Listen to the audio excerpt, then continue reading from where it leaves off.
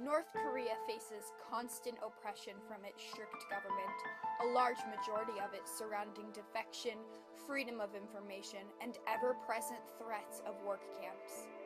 Government officials do not comply with the mass of the People's Rights chapter of the North Korean Constitution, especially on the topic of torture camps. In addition, these camps alone break most of the articles in the Universal Declaration of Human Rights. Those who try to immigrate from North Korea are sent to prison camps if they are caught. Even if defectors do manage to cross the border into China and Mongolia, many are sent back to North Korea. Similarly to the plight of the North Koreans, many Vietnamese citizens suffered as a result of migration. Called the boat people, these immigrants traveled by sea from Vietnam to Malaysia and were often sent back to their home country by Malaysian officials during the Vietnam War. These two ethnic groups parallel in their hardships with uncertainty and fear present in the daily life of both.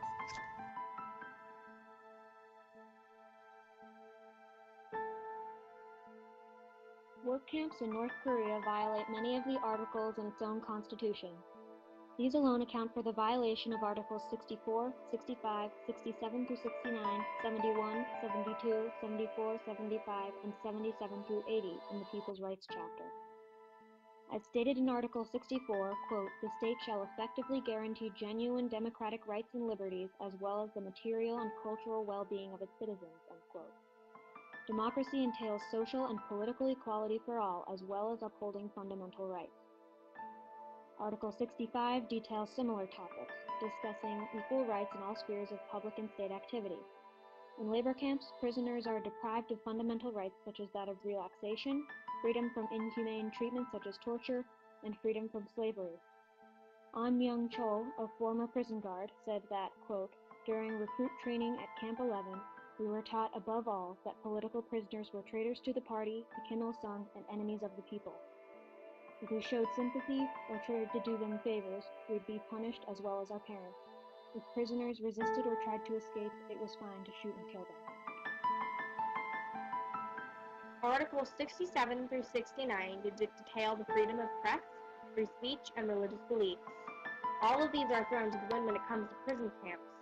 However, in everyday life, seeing as the news is state-mandated and it is illegal to speak out against the Kim regime, destruction of all religious beliefs is one of the core foundations of communism. As stated by Karl Marx, religion is the opiate of the masses and should not be allowed in communist society. Articles 71 and 72 speak of the right to relaxation and medical care. Obviously, torture camps do not have medical care. One anonymous former police official stated that the prisoners died every day. We would wrap up bodies and burn them in the winter. Article 74 states that, quote, "Citizens are free to engage in scientific, literary, and artistic pursuits," end quote.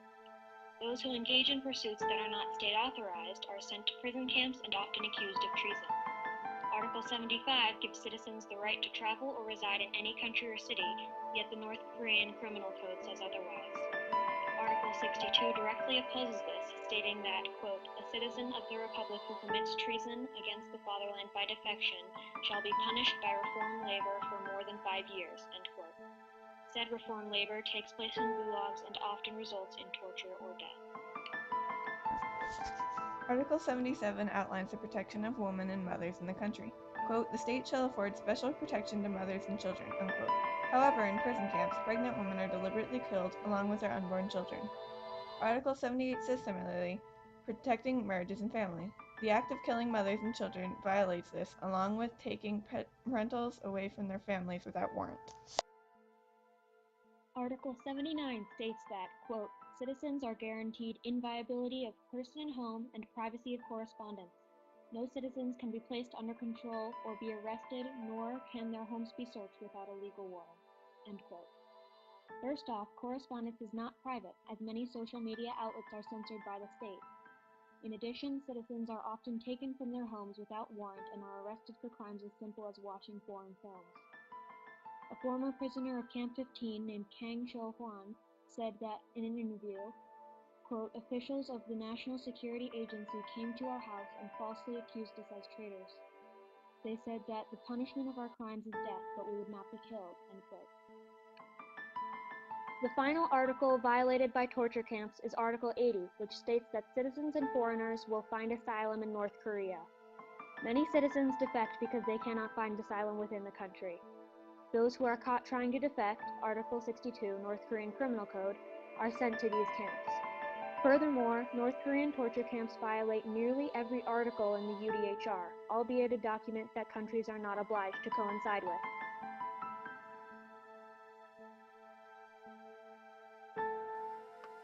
Freedom of information is another violated right in North Korea.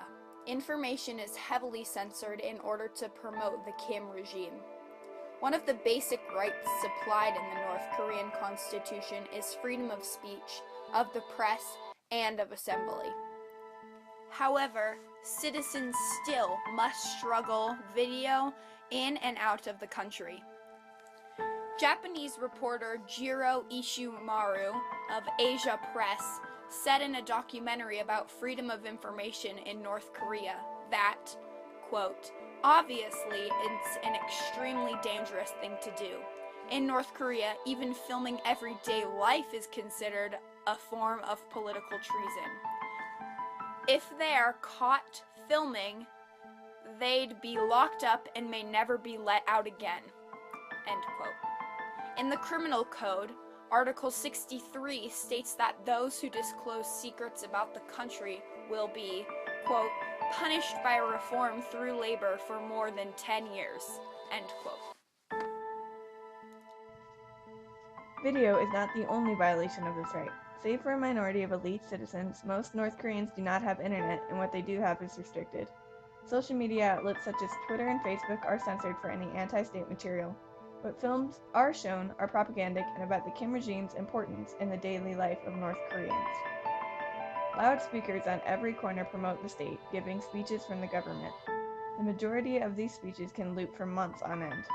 They are often given by Kim Jong-un and scapegoat the U.S.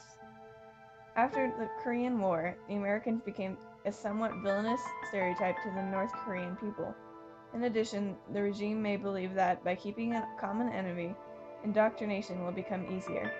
All of the North Korean news stations and news outlets, including online researches, are purely propaganda.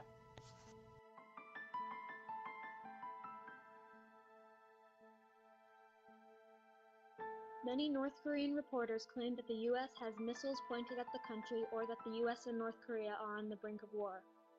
Another propaganda-driven news outlet is the Korean Central News Agency, or the KCNA.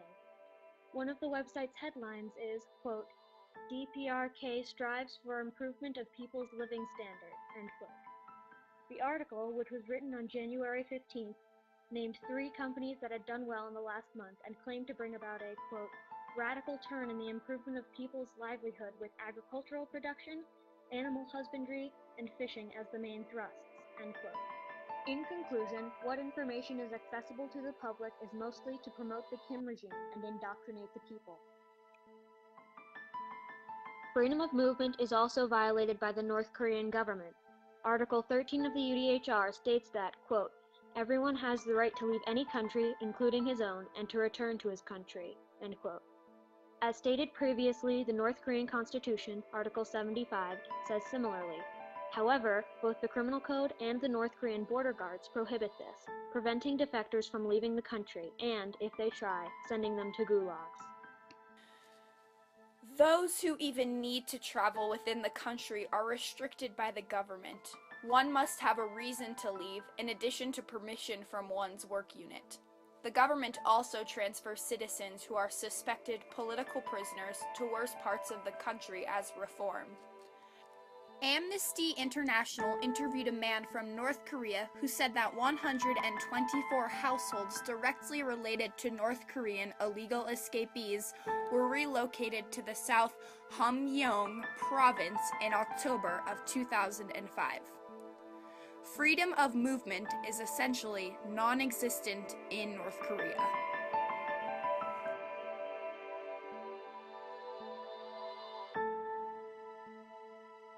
Taking into consideration the previous human rights violations, there are many consistencies with these events and those of the boat people. The boat people were Vietnamese immigrants during the Vietnam War who tried to escape by boat.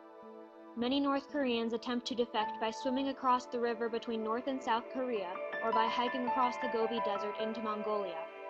Others do not make it across the border due to guards, but even if they do, there is a very slim chance of staying out of the country.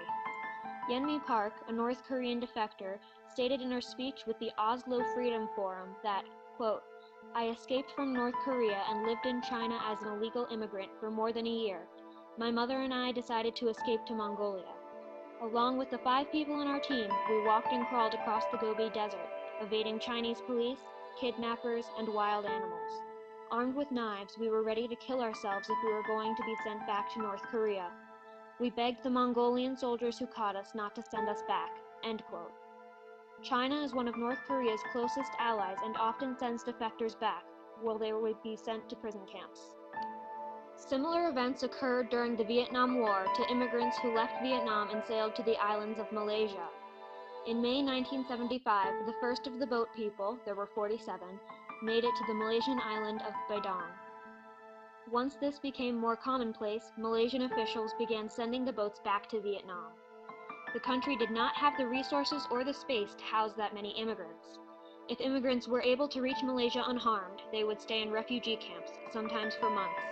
Then the immigrants would fly to the US, Australia, or Europe.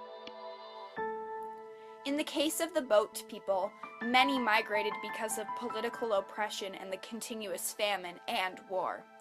Migrants could not escape through Vietnam's surrounding countries, Laos, Cambodia, and China, as they were all communist.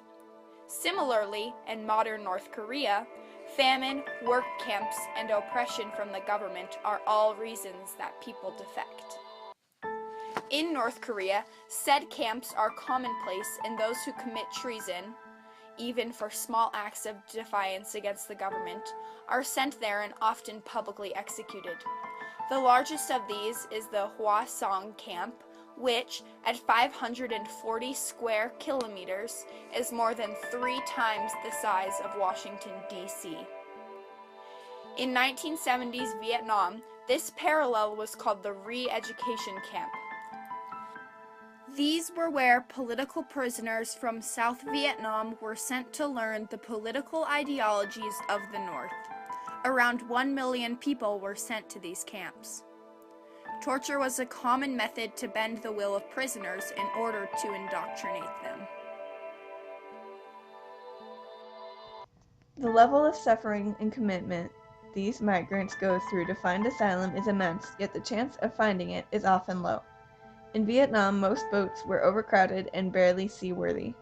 A boat made for 100 might hold nearly 500. Bad weather conditions caused boats to sink. It also made them vulnerable.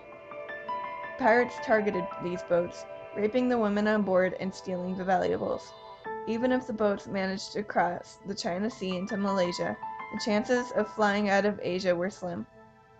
The same chances stand for North Koreans today. According to the CIA's report, 0.04 per 1,000 capita leave the country annually. That means this: if North Korea had a population of 25 million, then around 1,000 people defect yearly. As more information is smuggled into North Korea, more citizens find fault with our government. Yeonmi Park, a defector who spoke in Oslo, stated that, "A turning point in my life is when I saw the movie Titanic. I realized that it showed me a human story. A new generation of North Koreans will, hopefully, find a way to stop the work camps and propaganda. Freedom of information and movement can be restored again."